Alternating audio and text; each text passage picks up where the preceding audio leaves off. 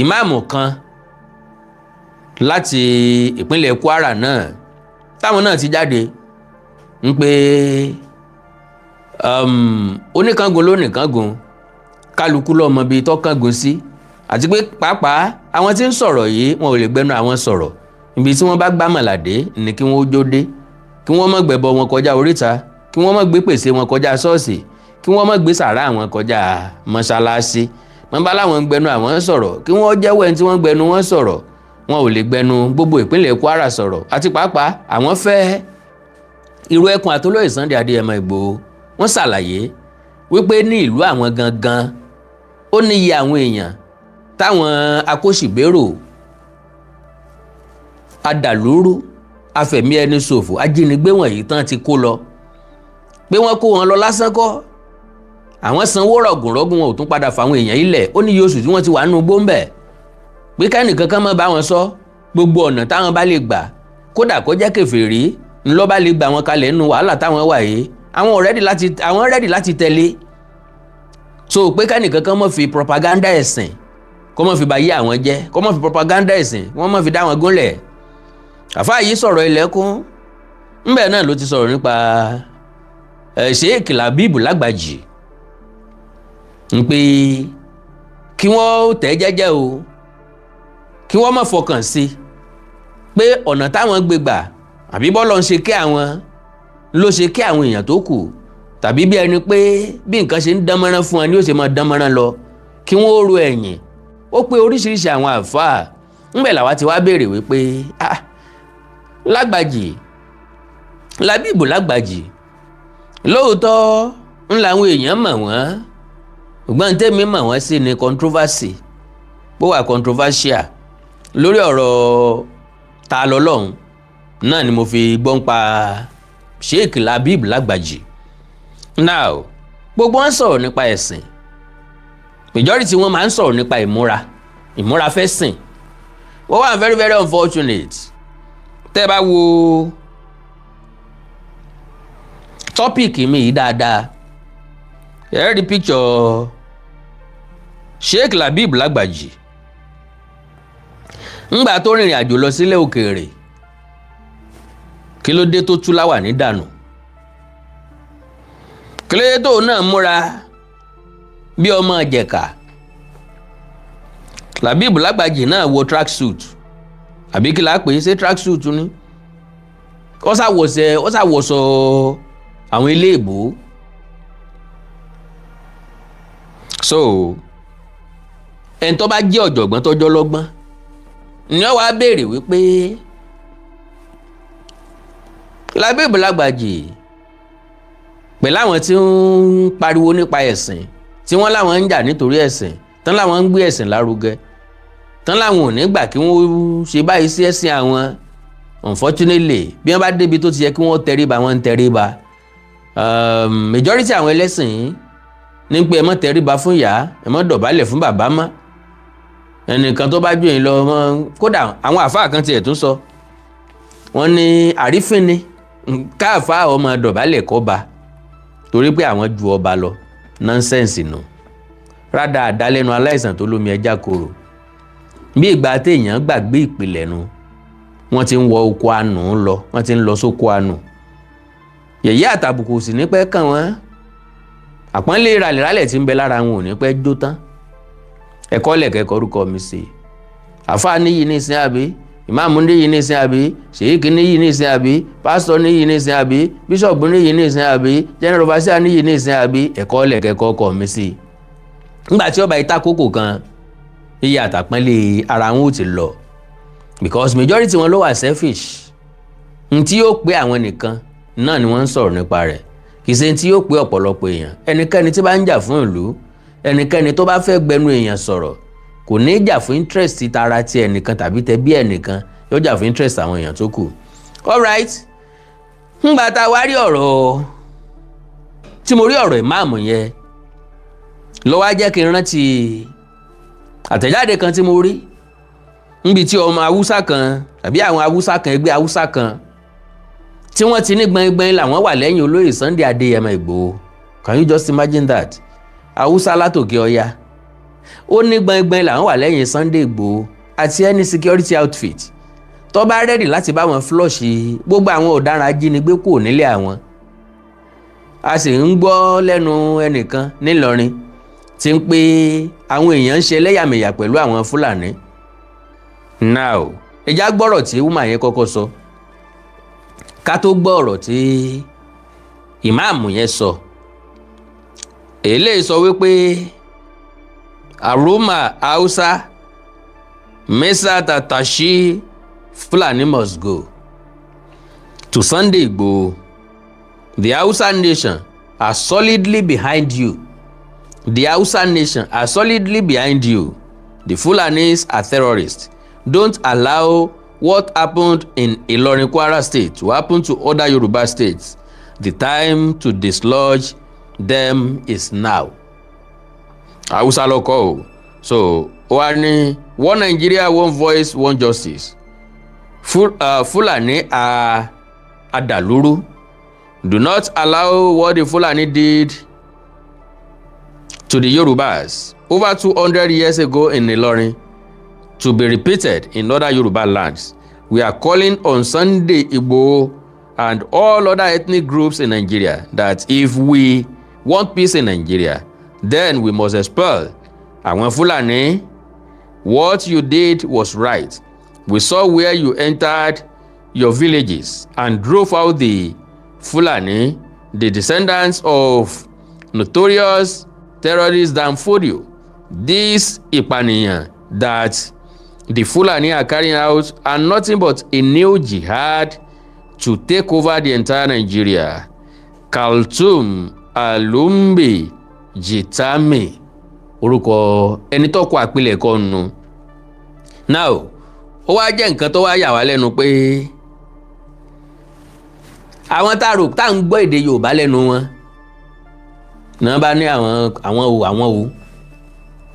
ò fẹ́ Sunday Igboho. Àwa wá sọ fún wọn pé ẹ̀yin kọ́ lẹ fẹ́ Sunday Igboho. Aráàlú mẹ̀kúnnù ìlú ni yóò sọ bóyá wọ́n fẹ́ ẹni tí yóò gbèjà wọn àbẹ́ni tí yóò kàn máa fi ẹnu tí yóò kàn máa janu lásán àbẹ́ni tí ò ní kan ṣe ẹni tí ò ní kan ṣe tí ó máa dá parí oṣù àti bẹ́ẹ̀ bẹ́ẹ̀ lọ. Alright, ẹ jẹ́ ká gbọ́ ọ̀rọ̀ tí ìmáàmù yẹn sọ pápápá náà níṣẹ́ ẹ já gbọ́rọ̀ tí ìmáàmù yẹn sọ ṣùgbọ́n bẹ́ẹ̀ ṣe wọlé ìwọ̀n ẹ bá mi pín program yẹn mọ̀ ń bẹ̀ yín ni ẹ bá ń pín láàrin ìṣẹ́jú méjì péré 2 minutes péré tó bá ti kọjá ìṣẹ́jú méjì wọ́n tẹ̀síwájú tàbí kó tó ìṣẹ́jú méjì rárá ìṣẹ́jú méjì péré pápápá. Mi ò mọ̀rú àwọn èèyàn ta ní nílẹ̀ káàárọ̀ òjíire o. Ká pa ẹnu pọ̀ sọ́nà kan ká pa ìtọ̀ pọ̀ sọ́nà kan kó lè bá àhó ṣùkùṣùkù irọ́ ni. Àwọn kan máa gbé sókè àwọn kan máa fà wálẹ̀ ni. Èmi ò mọ̀rú ìran tọ́lọ̀ ń dá wa. Ìran wa ló sì complete jù. Ṣùgbọ́n àwọn èèyàn kan ṣì ń bẹ láàrin wa. Òṣèlú ìpínlẹ̀ Ọ̀ṣun ti súnmọ́ tán àbí ìdìbò ìpínlẹ̀ Ọ̀ṣun ti súnmọ́ tán. Àwọn èèyàn kan sọ pé Awíkonko ẹ̀rín sọ nǹkan kan lórí ọ̀rọ̀ òṣèlú ìpínlẹ̀ Ọ̀ṣun ni a sọ.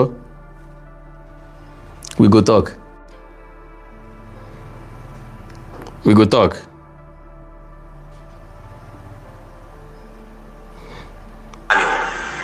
lọ́ngbọ̀n yẹn o ayò sí nínú Islam pé mi ń ṣe Islam nígbà tí wọn ò lo ṣẹ̀ríà náà lẹ́ẹ̀mọ́ gbọ́ àwọn oríṣiríṣi ẹnìkan ti gba Islam nígbà ọ̀yà òfin lẹ̀ wọ́n ní kí ló dé ó ní bàbá òun ló ní kó o ṣe Islam bàbá òun tún yọ sọ́ọ̀ lójú oorun ó ní kó o fi lẹ̀.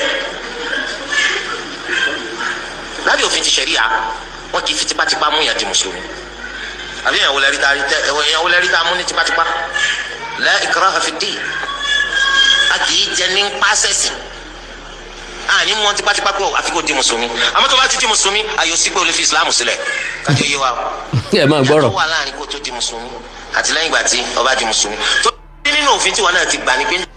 ẹ má bínú mo yà á bẹ̀ ni o ọ̀tọ̀ ni fídíò tí mo fẹ́ play kí n tó ṣalábàápàdé ẹ̀ mo rí i pé àwọn kan ń bá gómìnà Ládọjà àbí kábíyèsí Adéwọ̀lú Ládọjà wọ́n ń bá wọn fa ọ̀rọ̀ nípa eégún olóòlù nǹkankan ṣe ráwọn ẹlẹ́sìn yìí nǹkan máa dálẹ̀ lórílẹ̀‐èdè Nàìjíríà pàápàá ńlẹ̀ Yorùbá agbára wọn ò ní ká ẹja fi léyìn sáyè ọ̀tọ̀ gidi sáwo gidi ń gbé jàre because abá ní ká máa sọ̀rọ̀ nípa ẹ̀ nísìn yóò gba táìmù wa yóò dẹ̀ mú àyà kúrò lórí tí mo bá wá gan ẹja fi sáyè ọ̀tọ̀ gidi ń gbé àtìlẹ́yìn ìgbà tí. ẹja treat ẹ̀ nínú òfin tiwa náà ti. kéèyàn kan máa sọ wípé ó rọrùn láti join Islam ṣùgbọ́n kò rọrùn láti fi Islam mọ́lẹ̀ what do you mean ó rọrùn fún mi láti sọ pé mo fẹ́ ṣe nǹkan ó dẹ̀ rọrùn fún mi láti sọ fún mi pé láti sọ pé n ò ṣe mọ́ ọlọ́pàá ò dẹ̀ kí ń mú yàn sí ṣẹ́ra àwọn ẹ̀wọ̀n yìí wọ́n bà nǹkan jẹ́ tán pátá bí yẹn bá fààyè lẹ̀ fún wọn. all right. gbà ní pé njọ́ tó bá ti lò. njọ́ tó bá ti lò ṣe. ẹ gbọ́ ó níjọ́ tó bá ti lò ṣe Islam mọ́ wọ́n pọ̀ oníkà ọ̀gá yìí náà gbọ́ ẹ má jẹ́ tí ìyá bẹ̀ ẹ já ṣe complete ni can you imagine mo rí pẹ́yìn náà gbọ́ ọlọ́rọ̀rùn láti darapọ̀ mọ́ Islam ṣùgbọ́n tó bá ti darapọ̀ mọ́ Islam ò gbọ́dọ̀ sọ pé ò ṣe Islam mọ́ ọjọ́ tó bá ti lóò ṣe Islam mọ́ wọ́n pọ̀ kéèyàn máa sọ eléyìí lórí ìtàkùn ayélujára does that make any sense to anybody nítorí pọ̀ sọ pọ̀ sí ẹ̀sìn kan mọ́ nítòsí wàá kàn náà ni pé kí wọ́n sì pa ọ́ síbẹ̀ náà lẹ́mí èèyàn rọrùn láti gbà ni because kò yé mi rárá báwọn èèyàn ṣe ń wà báwọn ṣe ń sọ̀rọ̀ lórí ẹ̀sìn tí ì ṣe tín lórí ẹ̀sìn tẹ́ ẹ̀ mọ wúlẹ̀wúlẹ̀ rẹ̀.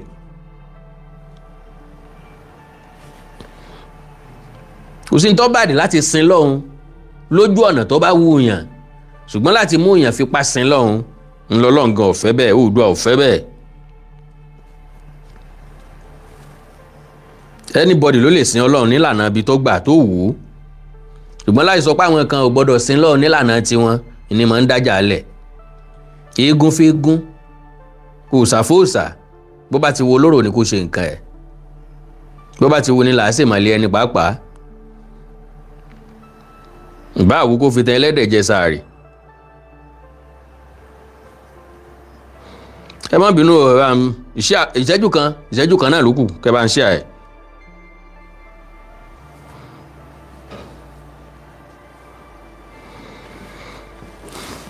so now pápápá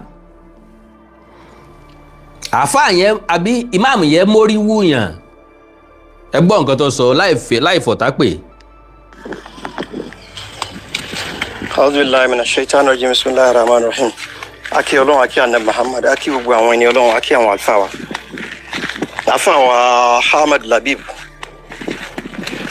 Ẹ ń gba inú Ìlọrin sọ̀rọ̀ ní àbí gbogbo Kwara State. Ẹ lè gbẹnu gbogbo Kwara sọ̀rọ̀ o. Ẹ bá ń jẹ́ ìjọba ọ̀dọ̀ ara yín ni. Ṣé understand? Ìjọba ọ̀dọ̀ ara yín ni.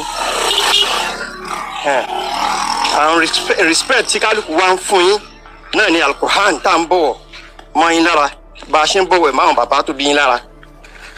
Ẹlẹ́ẹ̀kejì ẹnìkan pé rẹ̀ ní US imam òun gba inú Ìlọrin sọ̀rọ̀ ní àbí gbogbo Kwara State ó lè gbẹ́nu gbogbo Kwara State sọ̀rọ̀.